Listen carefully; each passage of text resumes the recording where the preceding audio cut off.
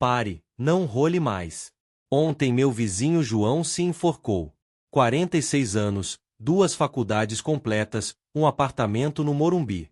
Sabe o que ele escreveu no bilhete? Eu não vivia a minha vida.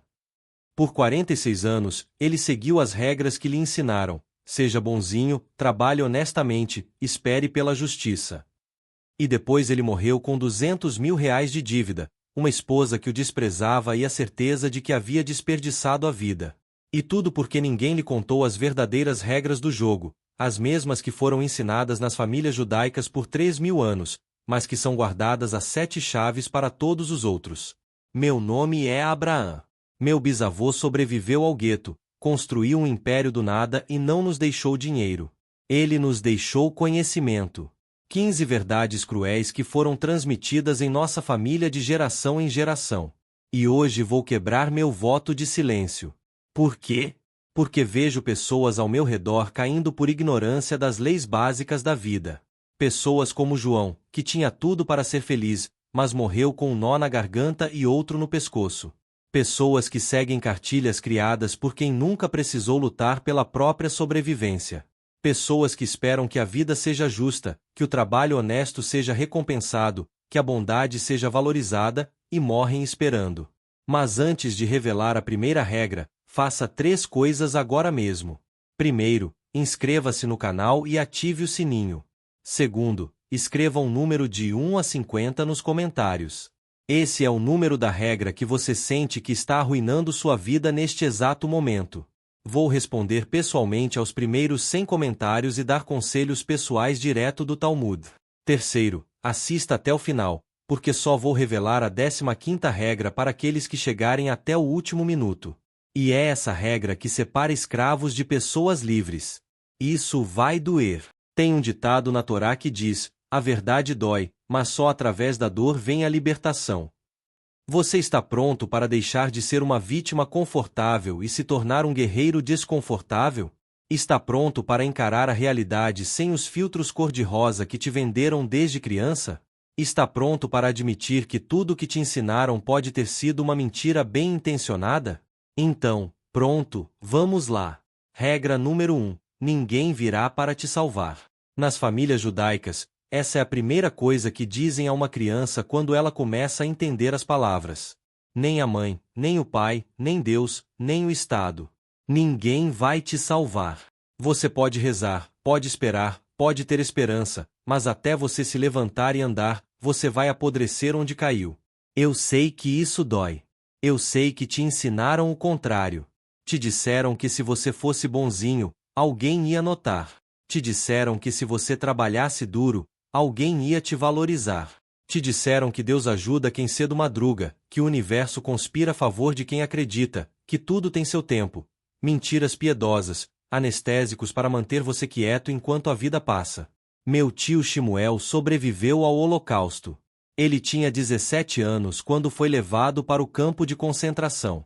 17 anos e o corpo de uma criança, porque já não comia direito há 2 anos. Sabe o que ele me disse sobre aquele lugar? Percebi que aqueles que esperaram pela salvação morreram primeiro. Eles ficavam sentados rezando, esperando que os aliados chegassem, que Deus interviesse, que algum milagre acontecesse. E morreram rezando. Os que sobreviveram foram aqueles que fizeram pelo menos alguma coisa todos os dias para sobreviver.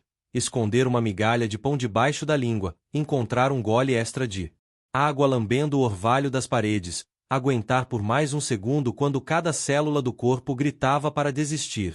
Não esperavam ninguém, não confiavam em ninguém, salvavam a si mesmos um minuto de cada vez. O Talmud diz: se eu não me ajudar, quem vai me ajudar? E se não for agora, quando? Meu tio tatuou essa frase na memória depois que viu o melhor amigo morrer de fome, com a comida escondida no bolso. O amigo estava aguardando para um dia especial. Que dia especial! Ele morreu antes daquele dia chegar. Morreu esperando o momento certo. Morreu esperando permissão para viver. Você faz a mesma coisa. Espera o momento certo para começar aquele negócio. Espera ter mais dinheiro para investir em você. Espera os filhos crescerem para viver seus sonhos. Espera a economia melhorar, o governo mudar, as estrelas se alinharem. E enquanto espera, a vida escorre pelos seus dedos como areia. Ninguém vai te dar permissão para viver. Você tem que tomar essa permissão com as próprias mãos. Mas isso não é tudo. Espere até ouvir a segunda regra, porque essa aqui vai contra tudo que te ensinaram na igreja, na escola, em casa. Regra 2. Força é mais importante que gentileza. Chocante, não é? Heresia, diriam alguns. Como pode um homem que fala de sabedoria dizer isso? Mas não te dizem isso na sinagoga. Nas famílias judaicas, porém, te ensinam em casa, longe dos olhos dos outros.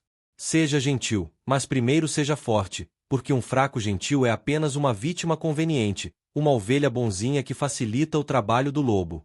Deixe-me explicar com uma história. Uma história real, não dessas inventadas para soar bonita. Meu filho David tinha 16 anos quando isso aconteceu. Ele era um menino bom, educado, sempre ajudando os outros.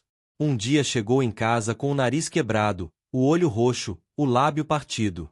Tinha defendido um colega mais fraco que estava sendo espancado por 3 valentões na escola. Perguntei: "Você ganhou?" Ele respondeu com os olhos marejados: "Não, pai, mas eu estava certo. Eu fiz a coisa certa." Sabe o que eu disse? Estar certo sem força é simplesmente uma bela derrota. Os valentões vão espancar outra pessoa amanhã. Você vai para o hospital hoje e o menino que você defendeu vai te agradecer e esquecer seu nome em uma semana. Onde está a vitória nisso? David me olhou como se eu tivesse batido nele pela segunda vez naquele dia, mas continuei. Ser bom é lindo, meu filho, mas ser fraco é patético. Você quer ajudar os outros? Então seja forte primeiro. Forte o suficiente para que sua bondade não seja confundida com fraqueza. Forte o suficiente para que as pessoas pensem 2 vezes antes de testar você. Forte o suficiente para proteger não só a si mesmo, mas aqueles que você ama. Ele passou os 3 meses seguintes fazendo boques todos os dias sem falta. Acordava às 5 da manhã antes da escola e ia para a academia. Socava o saco até as mãos sangrarem, corria até os pulmões arderem. Transformou a dor da derrota em combustível para a transformação. E sabe o que aconteceu 6 meses depois? Os mesmos valentões tentaram intimidar outro aluno. David se colocou na frente, não disse nada, apenas ficou ali parado, com a postura de quem sabe o que pode fazer. Os valentões recuaram sem violência, sem sangue. Apenas a presença de alguém forte que escolhe ser gentil, mas pode escolher não ser. Agora, David é respeitado, não abusado. Ele é gentil e forte, e essa combinação é rara, porque te ensinaram que você tem que escolher. Ou é o bonzinho fraco, ou o malvado forte. Mentira! Os judeus sobreviveram 3.000 anos sendo gentis entre si e ferozes com quem os ameaçava. A Mishnah diz: é melhor ser a cauda de um leão do que a cabeça de uma raposa. Mas eu acrescento: é melhor ser um leão, um bom leão que ruge para proteger, não para destruir, mas que sabe rugir quando necessário. Agora vem a parte que vai virar sua cabeça de cabeça para baixo. Prepare-se, porque essa próxima regra destrói uma ilusão que você carrega desde que aprendeu a falar. Regra número 3. Sua vida não interessa a ninguém. Cruel? Sim. Injusto? Talvez. Verdade? Absoluta. Enquanto você reclama dos seus problemas, as pessoas estão rolando o Instagram, olhando fotos de gatos, discutindo sobre futebol. Enquanto você fala dos seus sonhos com os olhos brilhando, elas estão pensando nas próprias contas, nos próprios medos, nos próprios arrependimentos. Isso não faz delas más pessoas, faz delas humanas. Cada um está travando sua própria batalha, carregando seu próprio fardo, sangrando suas próprias feridas. Ninguém tem energia sobrando para carregar o peso dos outros. E se alguém diz que tem, ou está mentindo ou está te manipulando. Na tradição judaica existe um conceito chamado modéstia, mas não é essa modéstia falsa de fingir que você é menos do que é. É a modéstia real de entender que seus problemas são seus, que suas dores são suas, que sua jornada é solitária. Não importa quantas pessoas estejam ao seu redor. É a compreensão profunda de que você nasceu sozinho e vai morrer sozinho. E tudo entre esses dois pontos é sua responsabilidade. Minha avó Sara, que sobreviveu a um pogrom na Rússia, a perda do marido aos 29 anos, a imigração forçada com 5 filhos, nunca reclamou. Nunca. Eu a vi em situações que fariam qualquer um desmoronar. Vi quando ela não tinha dinheiro para comprar pão. Vi quando ela trabalhou 16 horas por dia, costurando roupas para sustentar os filhos.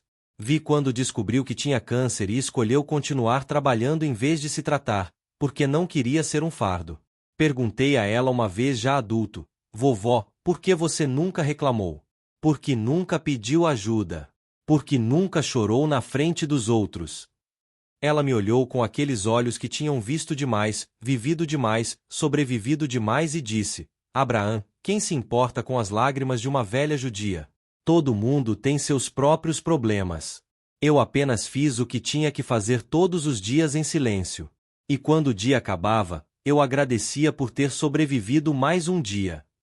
Ela morreu aos 87 anos, cercada pelos filhos, netos e bisnetos que só existiam porque ela foi forte quando ninguém estava olhando.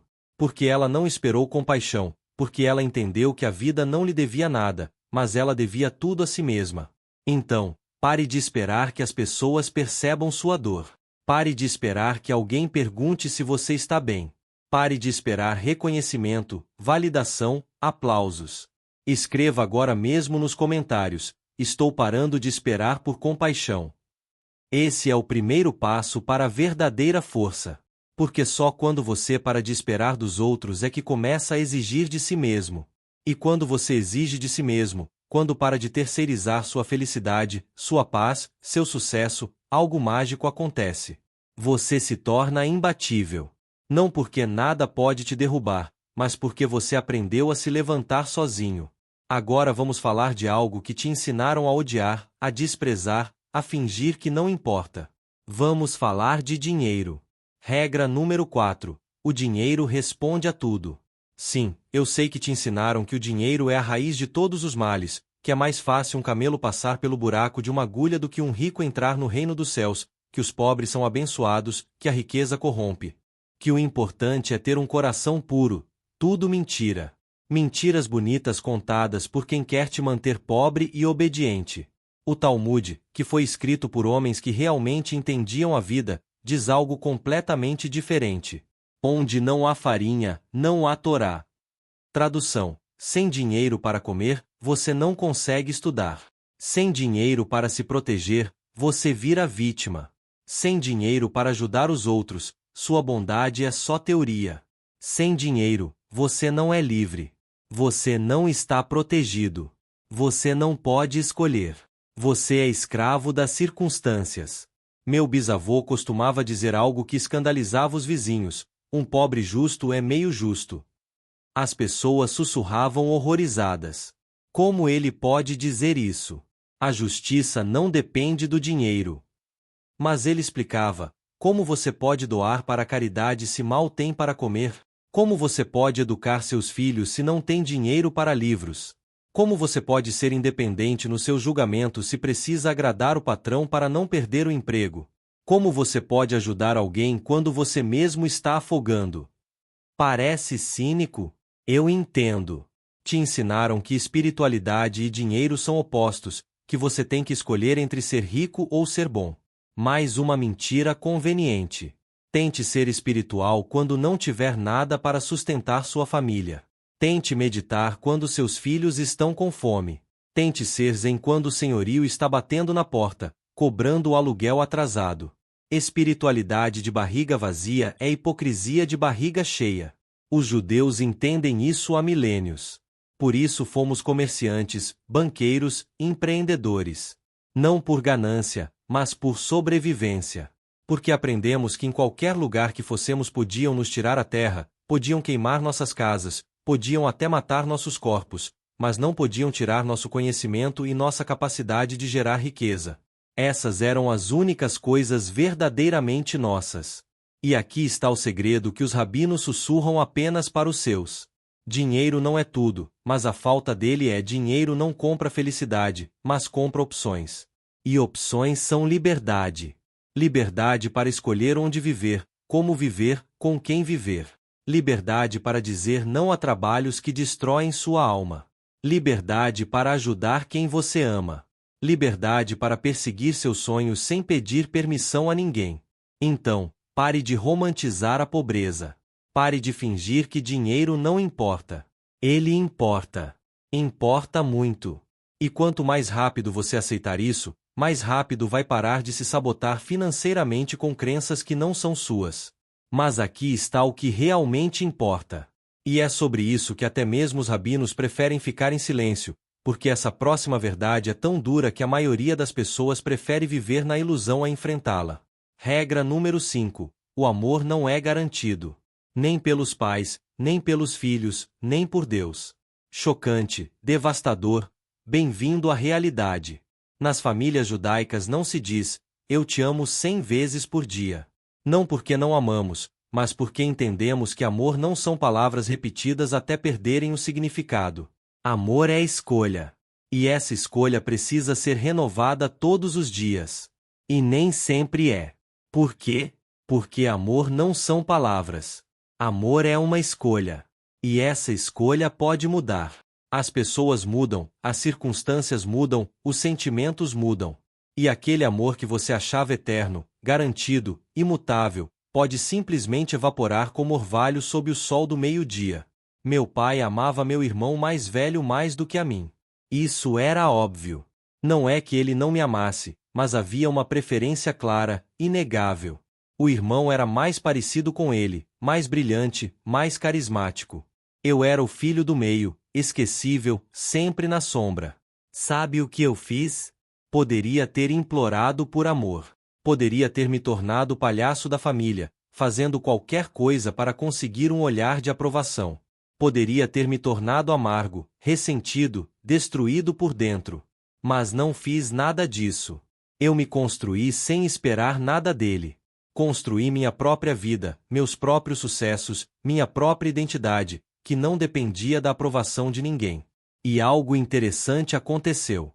Quanto mais eu me construía, menos eu precisava do amor dele. E quanto menos eu precisava, mais ele me respeitava.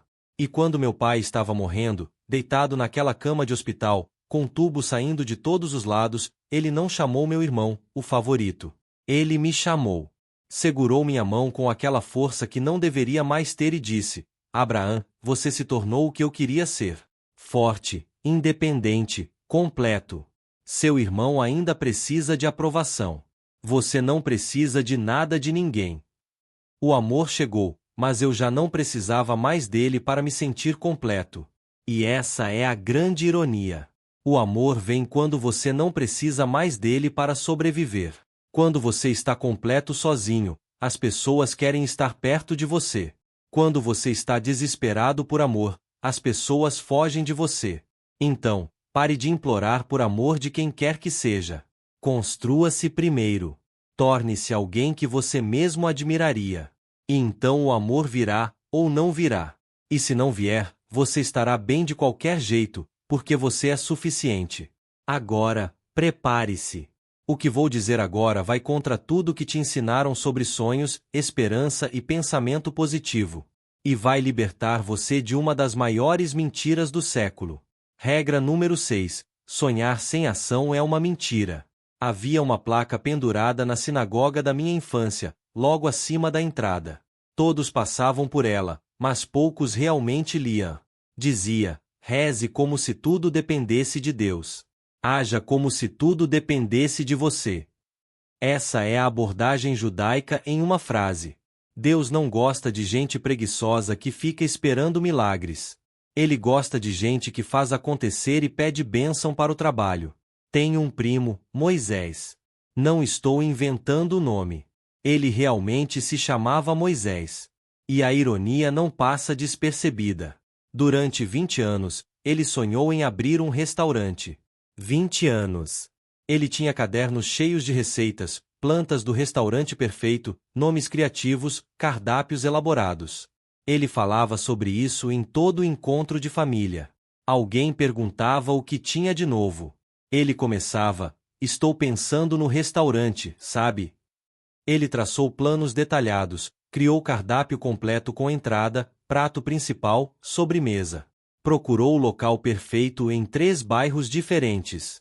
Fez planilhas financeiras que nunca mostrou para nenhum banco. Desenhou uniformes para garçons que nunca contratou. Sonhou, planejou, visualizou, imaginou. Fez tudo menos a única coisa que importava: começar. Ele morreu aos 58 anos de ataque cardíaco, ainda sonhando. O velório foi no mesmo salão onde ele queria abrir o restaurante. A viúva chorando, dizendo: era o sonho dele.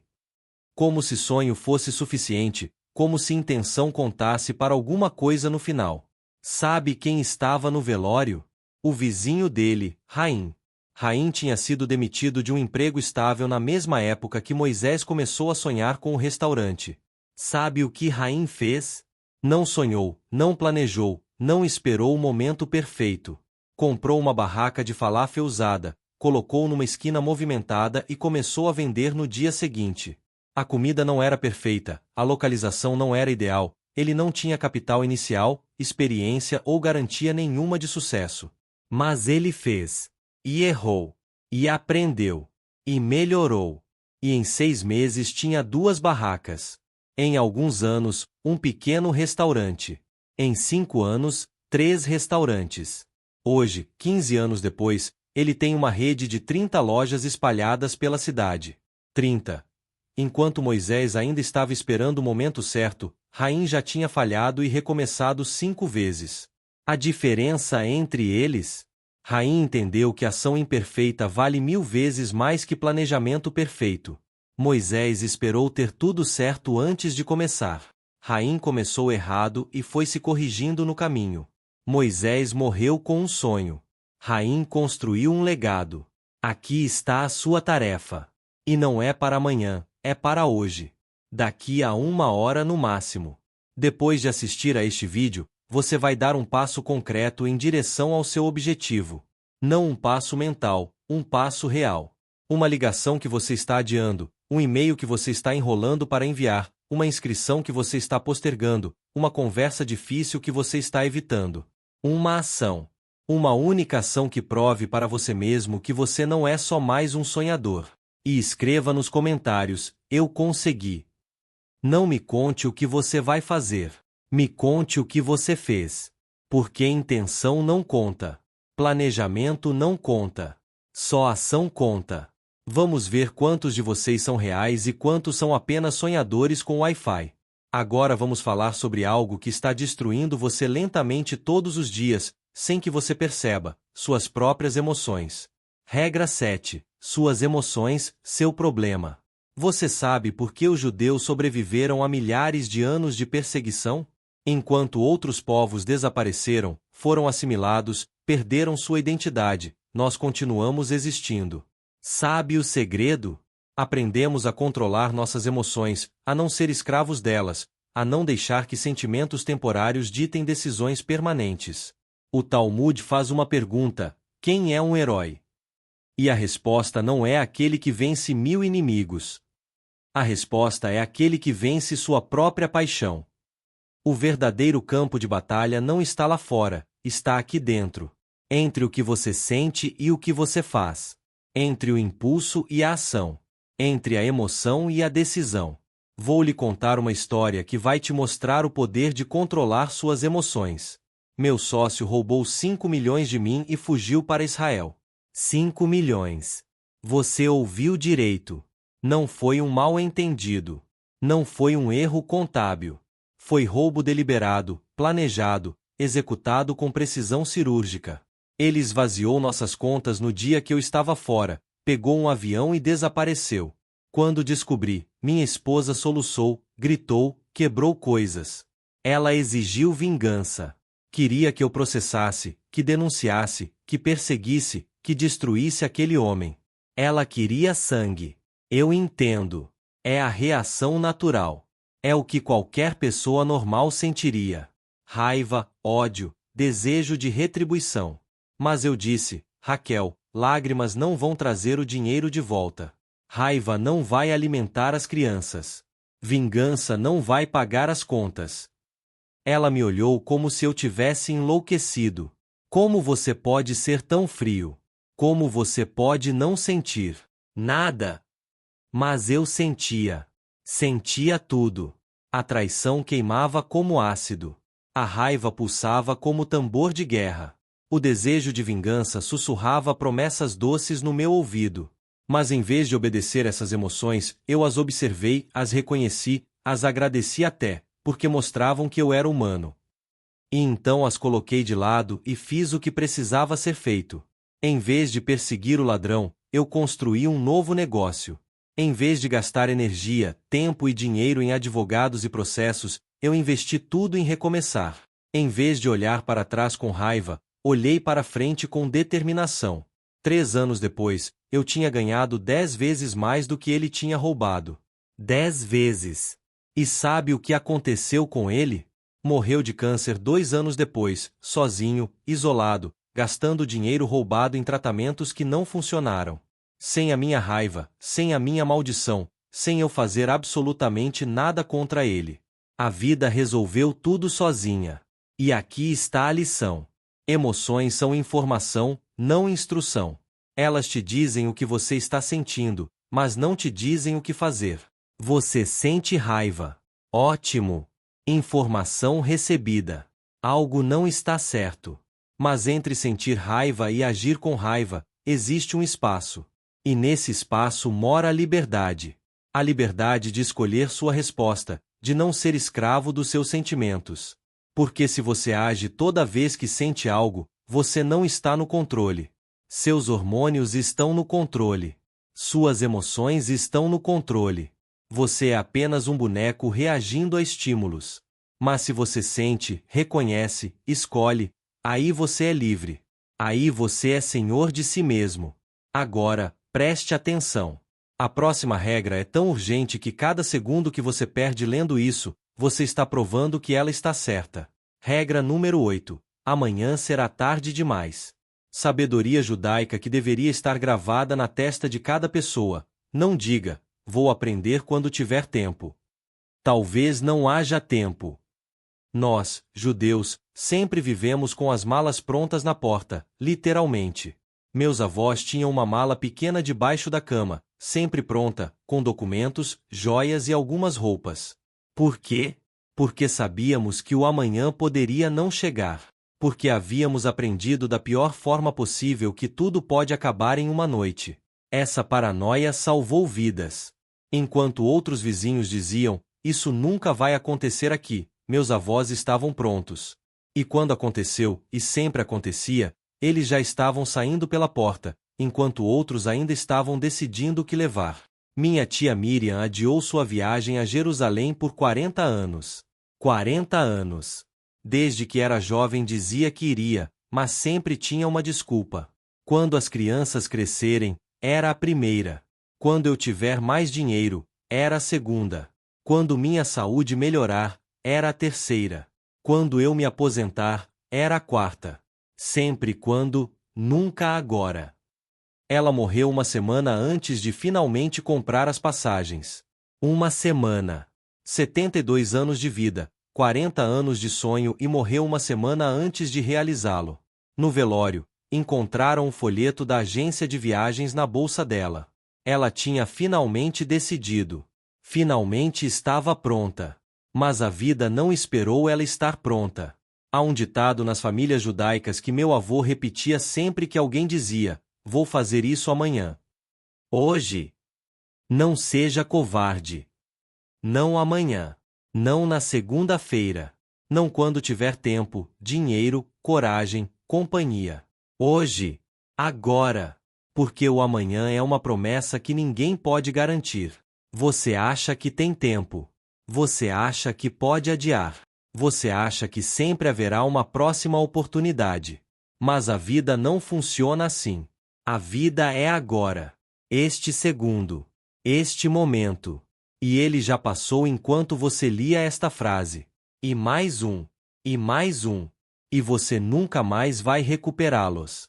Então, pare de adiar sua vida. Pare de esperar o momento perfeito. Pare de esperar estar pronto. Ninguém nunca está pronto. Você aprende fazendo, não se preparando. Você cresce enfrentando, não evitando. Você vive tentando, não esperando. Agora vem uma regra que vai te fazer questionar tudo que te ensinaram sobre justiça, merecimento e o funcionamento do universo. Regra número 9. O mundo é injusto. Aceite isso. Na Torá tem a história de Jó. Ele era o homem mais justo, mais piedoso, mais correto que existia. E sabe o que Deus permitiu que acontecesse com ele? Perdeu tudo. A família, a saúde, os bens, a dignidade. Tudo. Enquanto isso, homens ímpios prosperavam, riam, festejavam. E quando Jó, sofrendo mais do que qualquer ser humano deveria sofrer, teve a audácia de perguntar: onde está a justiça nisso? Sabe o que Deus respondeu? Onde você estava quando criei o mundo? Tradução: cale a boca e supere isso. Brutal? Sim. Verdade? Também. O mundo não foi criado para ser justo. Não existe karma instantâneo.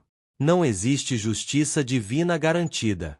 Não existe recompensa automática por ser bom. Essas são historinhas que contamos para crianças dormirem tranquilas. A realidade é muito mais crua.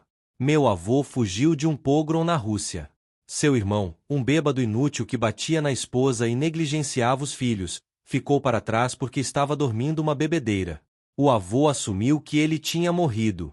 Anos depois, descobriu que o irmão não só tinha sobrevivido, como tinha herdado toda a propriedade da família, porque era o único que ficou. Ficou rico da noite para o dia. Enquanto meu avô passava fome na América, seu irmão bêbado vivia como rei. Onde está a justiça nisso? Em lugar nenhum. Mas aqui está o resto da história. Meu avô construiu um negócio nos Estados Unidos do zero. Começou vendendo trapos de porta em porta. Dormia no chão, comia uma vez por dia. Juntou cada centavo, investiu, reinvestiu.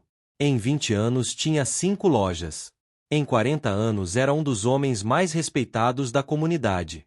Morreu rico, cercado de família que o adorava, deixando um legado que sustenta nossa família até hoje. O irmão bêbado bebeu toda a herança em 5 anos. Toda! Morreu aos 42 anos em uma vala, afogado em seu próprio vômito, sozinho, odiado até pela própria sombra. Então, onde está a justiça? Não no mundo. No resultado. Não a curto prazo, a longo prazo. Mas o mundo não entregou justiça. Meu avô criou sua própria justiça com escolhas. O irmão criou a própria destruição, também com escolhas. Não porque o mundo seja justo, mas porque o avô não esperava justiça. Ele não ficou amargo, não ficou reclamando, não ficou esperando que o universo reconhecesse seu esforço. Ele criou seu próprio destino. Não esperou que o mundo fosse justo com ele. Tornou-se forte o suficiente para que não importasse se o mundo era justo ou não. E essa é a verdade que ninguém quer ouvir.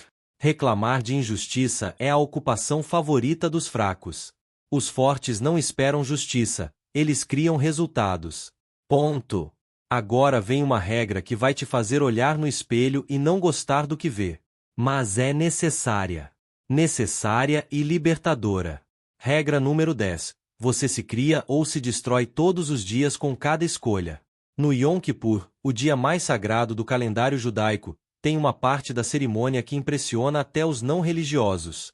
Os judeus batem no próprio peito uma lista de pecados. Mentimos, roubamos, invejamos, orgulhamos. Bate, bate, bate no peito. Sabe por quê? Para lembrar que o inimigo está dentro, não fora. Não é o governo que está arruinando você. Não é a economia. Não é seu chefe. Não são seus pais. Não é sua infância difícil. Não é a falta de oportunidades. É você. Suas escolhas. Seus hábitos. Suas desculpas. Seus medos. Seu eu de ontem criou seu hoje. Seu eu de hoje está criando seu amanhã. E se você não gosta do que vê, a culpa é sua. Mas a solução também é sua. Meu irmão mais novo, Isaac, era um gênio. Sem exagero.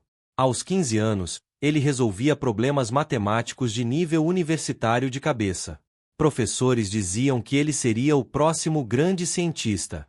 Universidades disputavam ele com bolsas. O futuro era tão brilhante que machucava o olhar. Aos 25, ele era viciado em drogas. Aos 35, morreu debaixo de uma ponte, sozinho, sem ninguém para identificar o corpo. Demoramos 3 dias para descobrir que era ele. De quem é a culpa? Dos pais que o amavam e davam tudo? Dos professores que o incentivavam? Dos amigos que tentaram ajudar 1000 vezes? Da sociedade que não entende gênios? Não. Ele escolheu. A primeira vez que experimentou cocaína para melhorar a concentração. Ele escolheu. A 10ª vez que prometeu parar e não parou. Ele escolheu. A 100ª vez que mentiu para a família. Ele escolheu. Cada dose, cada mentira, cada vez que escolheu o prazer temporário sobre o bem-estar permanente, ele estava se destruindo. Uma escolha de cada vez. Não foi um dia, não foi uma decisão. Foi uma espiral descendente de milhares de pequenas escolhas, cada uma dizendo: hoje não importa, amanhã eu paro. Essa é a última vez. Até que não havia mais amanhãs. E você faz a mesma coisa. Não com drogas, talvez, mas de outras formas. Cada vez que escolhe Netflix em vez de trabalhar no seu projeto. Cada vez que escolhe comida lixo em vez de cozinhar algo decente. Cada vez que escolhe reclamar em vez de agir. Cada vez que escolhe o caminho fácil, em vez do caminho certo. Você está se destruindo devagar, silenciosamente, mas tão certamente quanto Isaac. Porque você não é destruído por uma grande tragédia. Você é destruído por 1000 pequenas concessões, 1000 pequenas desistências, 1000 pequenas vozes, dizendo: hoje não importa. Só mais uma vez. Eu mereço descansar. Até que sua vida inteira seja feita de concessões e desistências. E você acorda aos 50 percebendo que não viveu, apenas existiu. Então, escreva agora nos comentários: assumo a responsabilidade por tudo. Pelo bom, pelo ruim, pelo que deu certo, pelo que deu errado. Assumo que sou o autor da minha vida, tanto da tragédia quanto do triunfo. Porque só quando você assume total responsabilidade é que você ganha total poder, o poder de mudar. Enquanto você culpa os outros, você é impotente. Mas quando você assume a culpa, você também assume o controle. E esse controle é a coisa mais valiosa que você pode ter. Agora vem uma regra sobre força verdadeira. Não a força que o mundo vê, mas a força que ninguém testemunha. Regra 11. O forte chora em segredo. Você sabe distinguir um judeu de verdade de um exibicionista? Um exibicionista chora em público, posta sua dor no Instagram, dramatiza cada pequeno problema, faz performance de sofrimento. Um judeu de verdade sorri durante o dia e chora no travesseiro à noite. Sangra por dentro, mas não dá esse gosto aos inimigos. Não mostra fraqueza porque sabe que fraqueza atrai predadores. Meu pai perdeu tudo na Segunda-feira Negra de 1987. Tudo. Décadas de trabalho evaporaram em um dia. O negócio que ele construiu, tijolo por tijolo, desapareceu. Os investimentos zeraram, a casa hipotecada, os planos destruídos. Ele tinha 43 anos e estava de volta ao zero. Pior que zero, porque agora tinha 4 filhos dependendo dele e uma reputação destruída. De manhã, no dia depois de perder tudo, ele veio até nós. Nós 4 estávamos sentados à mesa do café em silêncio, porque até crianças sentem quando algo terrível aconteceu. Esperávamos lágrimas, esperávamos desespero, esperávamos pelo menos uma explicação dramática. Mas ele entrou sorrindo. Não um sorriso falso, um sorriso genuíno que iluminava os olhos e disse: hoje vamos começar um novo jogo. Quem consegue inventar o melhor negócio do nada? Vamos fazer uma competição. O vencedor ganha sorvete no domingo. Rimos. Pensamos que era brincadeira, mas ele estava falando sério. Passamos a manhã toda inventando ideias malucas de negócios. Meu irmão sugeriu vender limonada. Minha irmã sugeriu fazer pulseiras. Eu sugeri lavar carros. Meu pai anotou tudo, como se fossem ideias de um conselho empresarial bilionário. Nos sentimos importantes, nos sentimos empolgados, nos sentimos seguros. mesmo sem entender por que não deveríamos nos sentir assim. Só 20 anos depois, no funeral da minha mãe, ela me contou o resto da história. Naquela noite, depois que colocou todos nós para dormir, meu pai trancou-se no banheiro e chorou como uma criança. Chorou tão alto que minha mãe ficou com medo que acordássemos. Ele socou a parede até os nós dos dedos sangrarem. Gritou para Deus, para o universo, para o vazio. Deixou sair toda a dor, todo o medo, todo o desespero. Mas fez isso sozinho, longe dos nossos olhos. Porque pela manhã, ele precisava ser uma rocha. Pela manhã, ele era nosso herói novamente. Porque herói não é aquele que não cai. Herói não é aquele que não sente dor. Herói não é aquele que é forte o tempo todo. Herói é aquele que cai em particular e se levanta em público. Aquele que sangra sozinho, mas sorri para aqueles que dependem dele. Aquele que carrega o peso do mundo nos ombros, mas não deixa ninguém ver o quanto ele está pesado. Essa é a força verdadeira. Não a ausência de fraqueza, mas a escolha de onde e quando mostrar essa fraqueza. Não reprimir emoções, mas direcioná-las. Não fingir que está tudo bem, mas garantir que aqueles sob sua proteção acreditem que vai ficar tudo bem, até que realmente fique. Meu pai reconstruiu tudo em 8 anos. 8 anos de trabalho brutal, de noites sem dormir, de sacrifícios que nunca mencionou. E quando finalmente voltou ao topo, quando o negócio estava prosperando novamente, alguém perguntou: como você aguentou depois de perder tudo? Ele respondeu: eu não aguentei. Eu quebrei. Mas ninguém precisava ver isso. Não vai embora agora. A próxima regra sobre o preço de cada escolha vai te fazer repensar tudo o que você quer na vida. Regra 12. Tudo tem um preço. E você não pode negociar. Você só pode escolher qual preço está disposto a pagar. Se você quer ser rico, vai pagar com solidão, porque enquanto seus amigos estão festejando, você está trabalhando. Vai pagar com insônia, porque seu cérebro não desliga quando há decisões a tomar. Vai pagar com relacionamentos perdidos, oportunidades sociais sacrificadas, conforto adiado. Se você quer uma família feliz, vai pagar com liberdade. Não pode mais fazer só o que quer quando quer. Vai pagar com concessões, porque casamento e filhos exigem que você ceda, negocie, sacrifique. Vai pagar com preocupação constante, porque agora existem pessoas cujo bem-estar importa mais que o seu. Se você quer paz, vai pagar com ambição, porque ambição é guerra constante. É nunca estar satisfeito. É sempre querer mais, conquistar mais, ser mais. Paz exige que você aceite onde está, e isso significa abrir mão de onde poderia estar. Na tradição judaica, isso se chama balança, a balança da vida. Você não pode colocar tudo em um lado sem tirar do outro. Você não pode ter tudo. Nunca pode. Nunca vai poder. E quanto mais cedo você aceitar isso, mais cedo vai parar de tentar e começar a escolher conscientemente. Eu escolhi a riqueza. Aos 25 anos, quando meus amigos estavam viajando, namorando, curtindo a vida, eu estava construindo um negócio.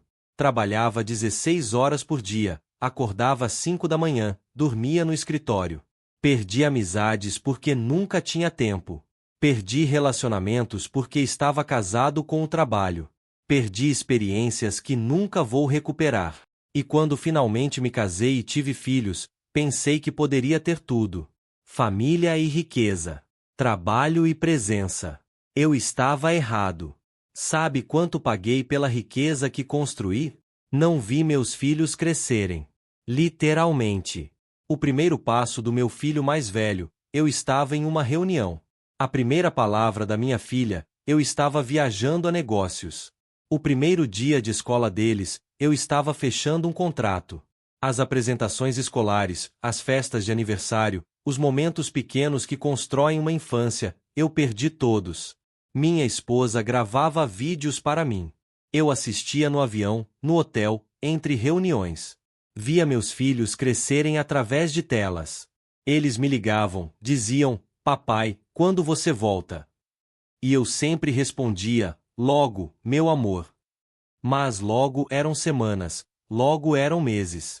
E quando eu finalmente voltava, eles já tinham mudado, já eram diferentes e eu tinha perdido a transformação. Me arrependo disso todos os dias. Todos. Olho para meus filhos agora adultos e vejo estranhos bem-sucedidos que compartilham meu sobrenome.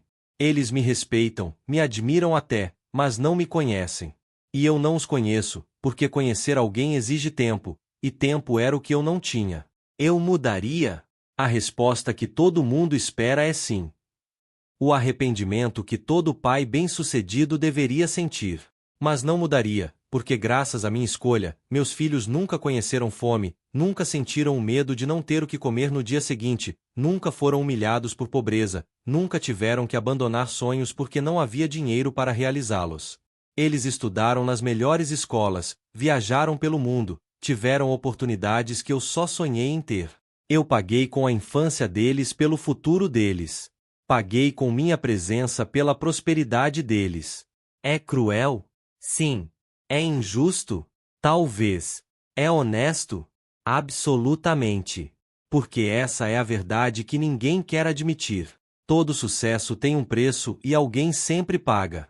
Na minha história, eu paguei com relacionamento. Meus filhos pagaram com presença. Mas todos nós ganhamos com segurança, oportunidade, liberdade financeira. Não existe almoço grátis, não existe sucesso sem sacrifício, não existe realização sem renúncia. Você só precisa decidir conscientemente qual preço está disposto a pagar e então pagar sem reclamar. Porque reclamar do preço depois de fazer a escolha é covardia. Agora vem uma verdade sombria, uma que você precisa ouvir antes que seja tarde demais. Regra 13. Você está se devorando. Agora, neste exato momento. Lentamente, mas com segurança. Com cada cigarro que promete relaxamento, mas rouba anos. Com cada pedaço extra de bolo que satisfaz por segundos, mas adiciona quilos. Com cada relacionamento tóxico que você mantém porque tem medo da solidão. Com cada pensamento negativo que alimenta porque se tornou confortável na amargura. Na Cabala, o misticismo judaico, existe um conceito chamado o outro lado. O lado sombrio da alma. Não é o diabo, não é uma entidade externa. É você. É a parte de você que quer te destruir, que sussurra justificativas para comportamentos autodestrutivos, que convence você de que só mais uma vez não vai fazer diferença, que transforma autossabotagem em autocuidado. Eu tinha um amigo, Joseph, um bom homem. Não bebia, não fumava, frequentava academia religiosamente. Comia bem, dormia bem, cuidava da saúde física. Mas tinha um vício que ninguém percebeu até ser tarde demais. Ele assistia ao noticiário 3 horas por dia. 3 horas de tragédia, corrupção, violência, desgraça. Lia todos os comentários de haters nas redes sociais. Todos. Entrava em discussões com idiotas online, pessoas que nem conhecia, cujas opiniões não importavam, mas que ele precisava convencer, corrigir, destruir argumentativamente. Parecia inofensivo. É só informação, ele dizia. Só manter-se atualizado. Só exercício intelectual. Mas estava injetando veneno na alma todos os dias. Veneno em doses pequenas, mas constantes. Seu humor piorou. Sua visão de mundo escureceu. Ele começou a ver ameaças em todo lugar, conspiração em tudo, inimigos onde havia apenas diferenças. Ele morreu aos 51 anos de derrame. 51 o médico disse, estresse, pressão alta, sistema cardiovascular comprometido. Mas eu digo, foi suicídio espalhado ao longo de anos. Foi morte por 1000 cortes pequenos que ele mesmo infligia. Cada notícia ruim, um corte. Cada comentário tóxico, outro corte. Cada discussão inútil, mais um corte. Até que não havia mais sangue para perder. E você faz a mesma coisa. Talvez não seja notícia. Talvez seja pornografia que destrói sua capacidade de intimidade real. Talvez seja comida que usa para anestesiar emoções. Talvez seja trabalho que usa para evitar família. Talvez seja Netflix que usa para adiar a vida. Talvez sejam relacionamentos que sabe que são ruins, mas tem medo de terminar. Talvez seja a bebida que precisa para relaxar, que virou necessidade, que virou dependência, que virou desculpa.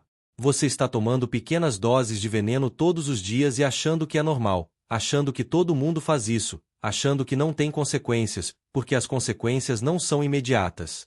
Mas estão acumulando como juros compostos ao contrário. Cada escolha ruim multiplica a próxima.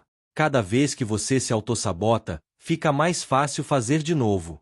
Até que a autodestruição vira seu padrão. Pare agora. Identifique seu veneno. Seja honesto consigo mesmo sobre o que está te matando lentamente. E pare antes que seja tarde demais. Porque ninguém vai parar você. Ninguém vai te salvar de você mesmo. Essa é sua responsabilidade e apenas sua. Agora, uma verdade existencial que vai te fazer sentir menos sozinho ou mais sozinho, dependendo de como você a interpreta. Regra 14. Ninguém vai te entender completamente. Ninguém. Nem mesmo a mãe que te deu à luz, que te carregou no ventre, que te conhece desde antes de você nascer. Nem mesmo a esposa que dorme ao seu lado todas as noites, que vê você em seus momentos mais vulneráveis. Nem mesmo os filhos que carregam seu DNA, sua aparência, suas maneiras. E aqui está o mais assustador. Nem mesmo você se entende completamente. Quantas vezes você fez algo e depois pensou, por que eu fiz isso? Quantas vezes você reagiu de forma que não esperava? Quantas vezes você se surpreendeu com seus próprios sentimentos, pensamentos, escolhas? Se você não se entende totalmente, como pode esperar que outros entendam? No misticismo judaico existe o conceito da alma extra. A alma adicional que recebemos no Shabat. A ideia por trás é que cada alma é tão única, tão individual, tão singular, que até Deus criou cada uma separadamente. Não em massa, não em série. Uma por vez, com atenção total. Por isso, você é único a ponto de sentir solidão existencial, porque literalmente não existe ninguém exatamente como você. Nunca existiu, nunca existirá. Essa é a bênção e a maldição da individualidade. A bênção é que você é especial, único, insubstituível. A maldição é que você está fundamentalmente sozinho em sua experiência de ser você. Ninguém jamais vai sentir o que você sente exatamente como você sente. Ninguém vai entender seus medos, seus sonhos, suas motivações da forma exata que você entende, porque ninguém está vivendo dentro da sua cabeça. Aceite isso. Não como tragédia, mas como realidade. Pare de procurar a alma gêmea que vai te completar, que vai te entender perfeitamente, que vai preencher o vazio. Essa pessoa não existe, nunca existiu. É um mito romântico que vem de livros e filmes, mas não corresponde à realidade. Em vez disso, procure alguém com cuja estranheza você se sinta confortável, alguém cujas peculiaridades complementem as suas. Alguém que não precisa te entender completamente para te aceitar totalmente. Porque relacionamentos não são sobre entendimento total, são sobre aceitação mútua de diferenças fundamentais. E liberte-se da prisão de precisar ser entendido. Você não precisa explicar-se o tempo todo. Você não precisa justificar suas escolhas. Você não precisa fazer os outros entenderem. Apenas viva, faça suas escolhas, siga seu caminho e deixe que interpretem como quiserem. A interpretação deles diz mais sobre eles do que sobre você de qualquer forma. Agora sim, a última regra. A que separa escravos de pessoas livres. A que você precisa guardar no coração até o último dia da sua vida. Regra 15. O tempo é a única moeda verdadeira. Não reais, não dólares, não Bitcoin. Tempo. Na tradição judaica existe uma oração chamada o tempo das nossas vidas. É recitada em momentos especiais e nela não agradecemos pelo dinheiro. Não agradecemos pela saúde, embora seja importante. Não agradecemos pelo sucesso. Agradecemos pelo tempo. Pelo dom de mais um dia, mais uma hora, mais um momento.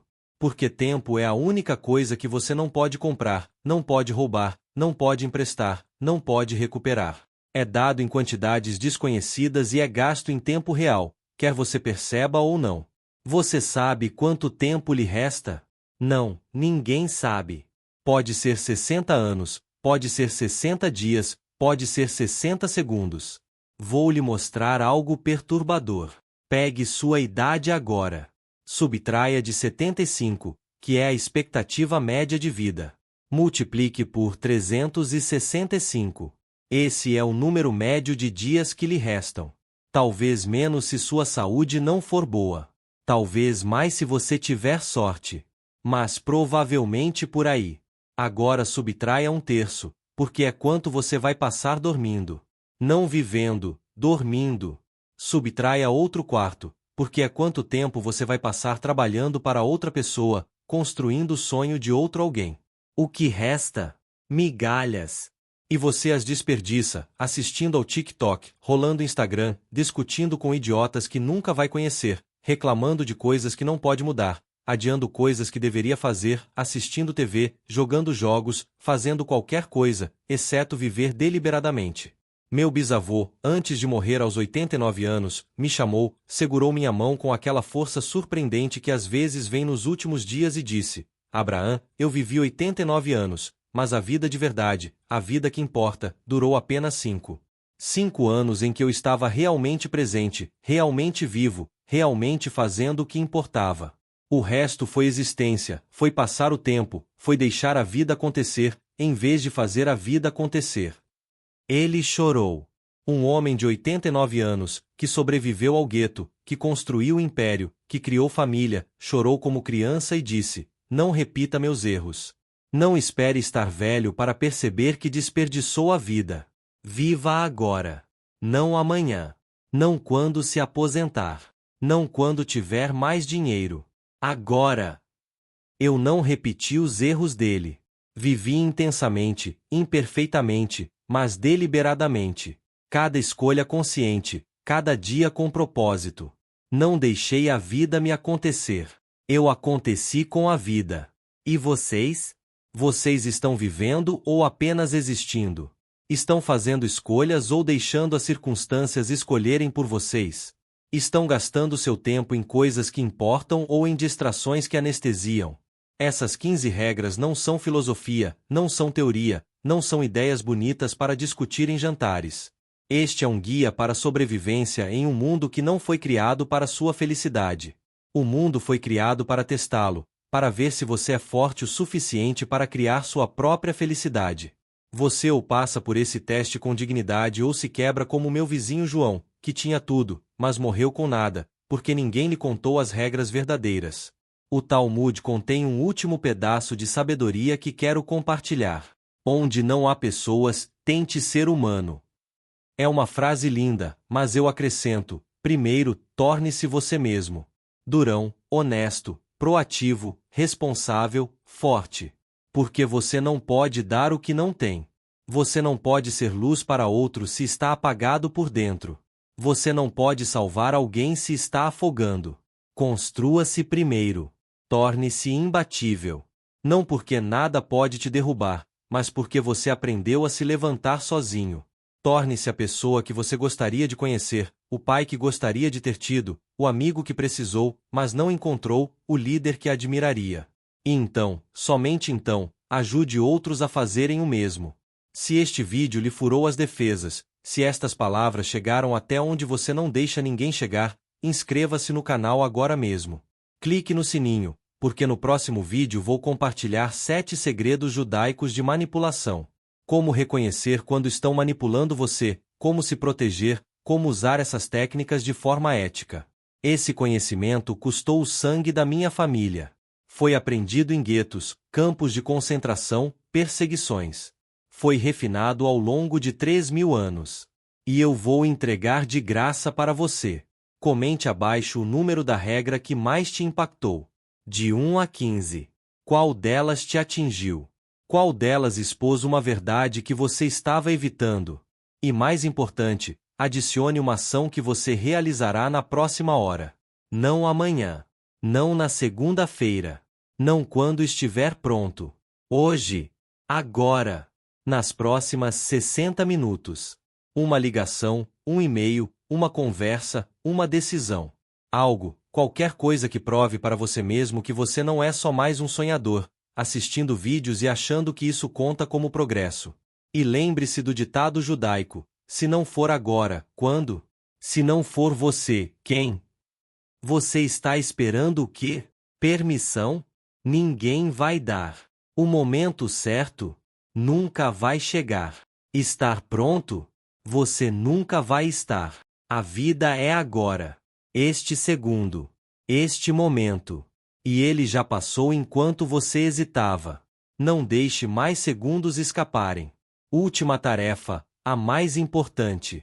Envie este vídeo para uma pessoa que mais precisa. Aquela pessoa que você ama e que está desperdiçando a vida, que está esperando, que está se sabotando, que está quebrada, mas fingindo estar inteira, que precisa ouvir estas verdades tanto quanto você precisou. Você pode salvar a vida de alguém, literalmente. Como eu não consegui salvar o João, que se enforcou porque ninguém lhe disse que a vida tem outras regras além das que nos ensinam. Não deixe que sua omissão custe a vida de quem você ama. Compartilhe agora. Shalom. E lembre-se sempre, o mundo não lhe deve nada, mas você deve tudo a si mesmo. Você é o criador da sua vida ou a vítima dela. A escolha sempre foi sua e sempre será.